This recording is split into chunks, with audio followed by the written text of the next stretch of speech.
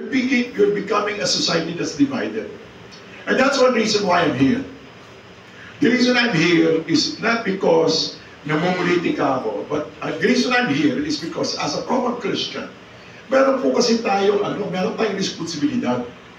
Yeah, I can understand you're apologizing for such few people.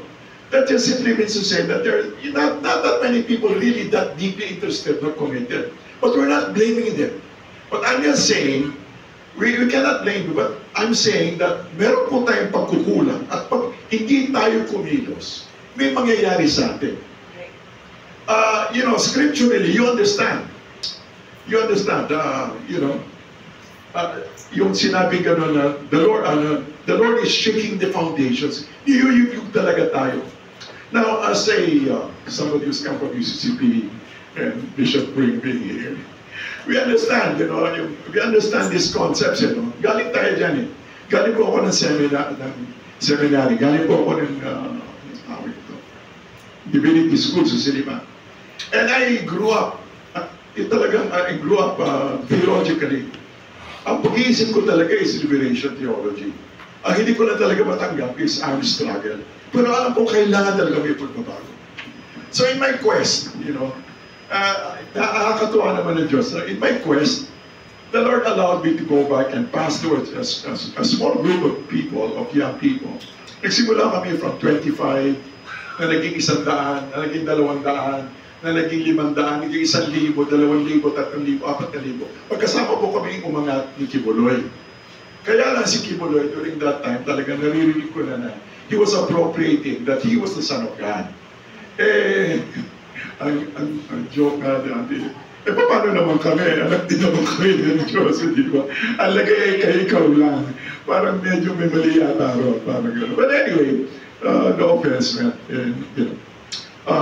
So anyway, having said that, the reason why we're here, I'm really deeply concerned, is because there are certain parallels between our social condition right now, our social condition, and the biblical condition before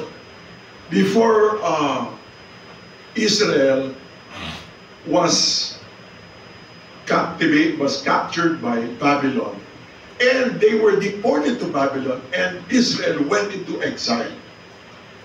The reason why, and remember this, there were two prophets of Jeremiah and Ezekiel before bumagsak ang Israel and before it was captured and brought to Babylon. Not all, but the leadership. Ang sabi ni Ezekiel, Ichabod, the glory has gone. Bakit nagkaroon ng Ichabod? Why was that terrible? Kasi po, kasi dati-dati, ang mga Hudyo, blessed talaga yung mga Hudyo. Kahit ano sabihin mo, blessed talaga sila. Mantakay mo, nagpakita ang Panginoon sa kanila, kay Abraham, kay Moses, all the way down. And meron pa siyang bahay, may tadhana. Meron siyang sariling bahay na tadhana. May sarili siyang bahay. Doon naging pagtagpo ang Diyos sa tao. In other words, it was God in His magnificence, in His grace, in His graciousness, was meeting with the people of God. Nagipakita sila. This was supposed to be their special privilege. But remember, this happened after the fall in the Garden of Eden. Why did God act? Kasi ang nangyari, Genesis was meant to be the meeting of heaven and earth. Kung saan magtatagpo, hindi ba? Sabi nga ng Diyos, Adam, what do you call this? Ano tatawag sa hayop na to? What do you call it? And then whatever He named it, it would be the name. In other words, it's supposed to be, according to the story, once upon a time, we really had a relationship with God. At yun na nawala. Nawala yung ating communion with God. At nawala rin yung original purpose, which was supposed to be that the earth, which was supposed to be the meeting of heaven and earth, was supposed to be the temple of God, where He Himself would be there. Hindi ba? Sa simbahan, mga simbahan. Nagsabi na, especially, Protestants will say, mga idolatry. But no, it's a symbol that God was present. So what I'm saying is, yun ang nawala, and God acted through Abraham, through Moses, and through the prophets, and to the people of God. God acted to rescue humanity, so that creation mabuo. At pag nabuo yun, supposed to be, ang nabuo lang talaga yan nung dumating si Jesus eh. And when Jesus died on the cross, that was the turning point of history kung saan yung separation ng heaven and earth was going to be restored. It was in, kaya ba, hindi ba sabi ni Paul, if anyone is in Christ, there is a new creation. The old is past, the new has come. And this is what we are.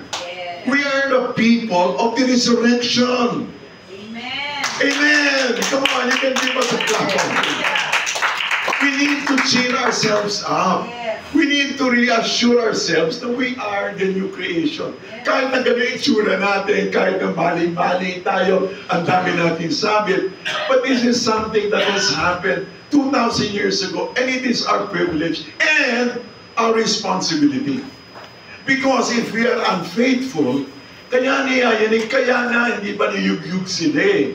Kaya nga sila na-exile eh, kasi they were unfaithful. And brethren, once more the church is being unfaithful, especially in the Philippines. Why? Let us not forget, before dumating ang mga Espanyol, we were just Pacific Islanders.